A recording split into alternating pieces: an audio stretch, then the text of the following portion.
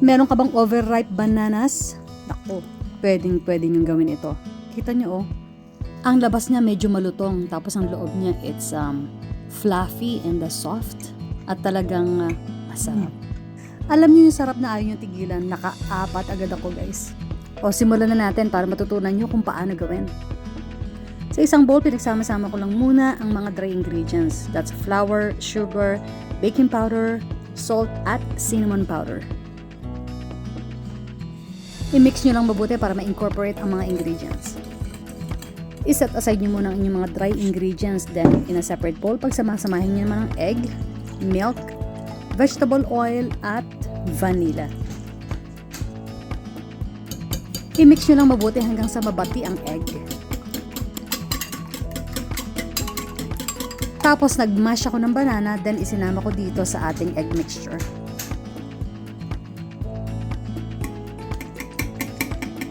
Stir nyo lang ulit hanggang sa makumbine. Kung bago ka dito sa aking channel, make sure na mag-subscribe.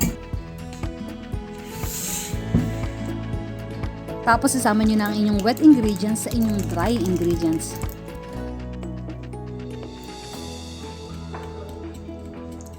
So mix nyo hanggang mag-combine pero wag nyong i-overmix. And then ang consistency ng hinahanap natin is ganito, yung hindi siya masyadong thick at hindi rin siya masyadong runny.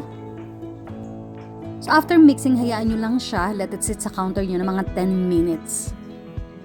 While waiting, pwede nyo nang ihanda ang inyong sugar and cinnamon combination. It's about half cup ng sugar at 1 teaspoon ng cinnamon. Pwede rin kalahati lang nito ang inyong gawin. It's up to you guys. Magpainit na rin tayo ng mantika.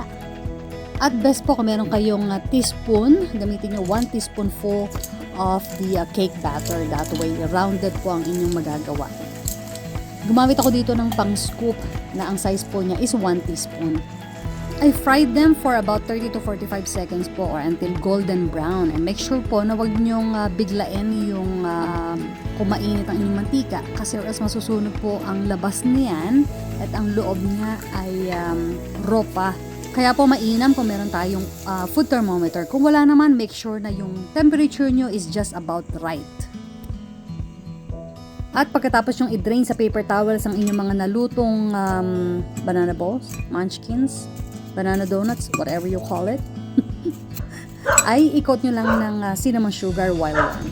Ang recipe na ito, it makes about 40 to 50 pieces of this. Pwede nyo ring i-drizzle ng chocolate syrup if you like, or kahit powdered sugar lang, para siyang beignet. Kung hindi nyo ito maubos, ang pwede nyo gawin at kung meron kayong air fryer, i-reheat nyo sa air fryer for 400 degrees, mga about 3 minutes to 5 minutes guys. O itry nyo ha, tapos ilagay nyo sa comment section ang inyong nagawa. Thanks for watching! Enjoy!